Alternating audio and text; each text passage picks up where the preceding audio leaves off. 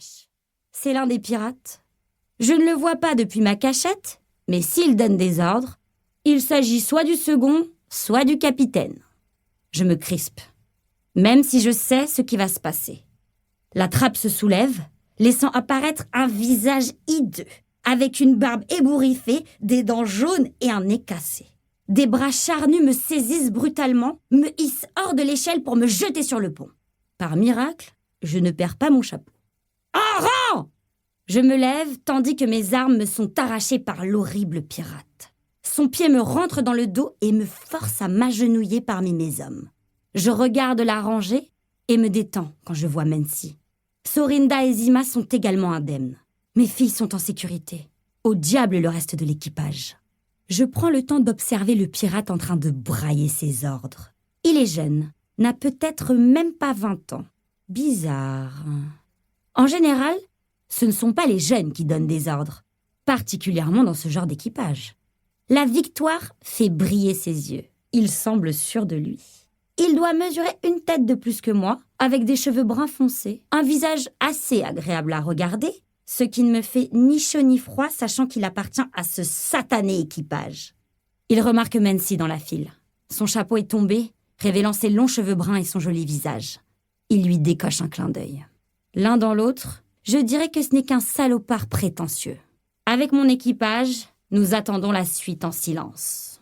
La fumée des coups de canon nous enveloppe, les débris se dispersent autour du navire, l'odeur de la poudre se répand dans l'air et me gratte le fond de la gorge. Des pas résonnent à l'arrivée d'un homme sur la passerelle qui relie les deux navires. Sa tête penchée vers le bas disparaît sous un chapeau noir orné d'un panache blanc. « Capitaine !» annonce le pirate. « Les hommes du navire sont devant toi !»« Bien, Raiden.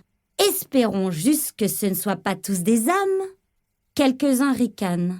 Certains membres de mon équipage me jettent un regard anxieux. Les imbéciles! Ils me trahissent trop facilement. J'ai repéré 3 jeunes filles jusqu'ici, mais aucune rousse. « Écoutez-moi !» lance le capitaine. Quand il lève la tête, nous l'apercevons pour la première fois. Il n'est pas beaucoup plus âgé que son arrogant second. J'examine lentement le visage de chacun des pirates. Nombre d'entre eux n'ont même pas de poils au menton.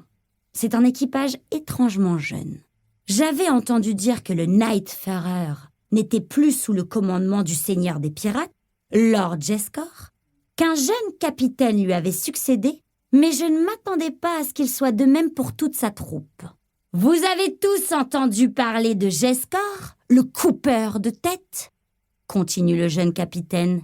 Je suis son fils, Draxen, et vous constaterez vite que ma réputation sera bien pire que la sienne. Je ne peux pas m'en empêcher. J'éclate de rire. Croit-il vraiment faire sa propre renommée en déclarant simplement aux autres à quel point il est redoutable ? Keran ! Reprend le capitaine avec un signe de tête vers l'homme derrière moi. Ce dernier me frappe le crâne de la pointe de son épée. Pas assez fort pour m'assommer, mais ça fait déjà très mal. Ça suffit, me dis-je. Les mises en garde de Mency sont loin de mon esprit maintenant. J'en ai assez de rester agenouillé par terre comme un domestique. Prenant appui sur le pont de bois, j'étire les jambes en arrière, accroche des pieds les talons du sale pirate qui vient de m'agresser. D'un coup sec, Keran bascule vers l'arrière. Je me redresse rapidement, fais volte-face, récupère mes armes avant qu'il ne retombe sur ses pieds. Je pointe mon pistolet sur le visage de Draxen. Quittez ce navire et emmenez votre troupe avec vous. Derrière moi, j'entends un bruit de bagarre alors que Keran atterrit par terre. Je rejette les épaules en arrière, heurtant au passage son ventre énorme. Il s'effondre à nouveau au sol au milieu d'une énorme flaque. Dans le silence qui règne, tout le monde peut entendre le déclic de mon arme. « Partez maintenant !» Le capitaine essaie de regarder sous mon chapeau. Je pourrais m'écarter, mais ça m'obligerait à détacher mes yeux des siens. Soudain retentit un coup de feu qui m'arrache le pistolet de la main. Il atterrit sur le pont avant de disparaître. J'aperçois sur la droite le second, Raiden, en train de replacer son arme dans son étui, un sourire arrogant aux lèvres. malgré mon envie de lui sabrer. Pour continuer à écouter ce livre audio gratuitement, cliquez sur le lien dans la description et vous pourrez l'écouter en entier sans frais grâce à l'essai de 30 jours d'Audible.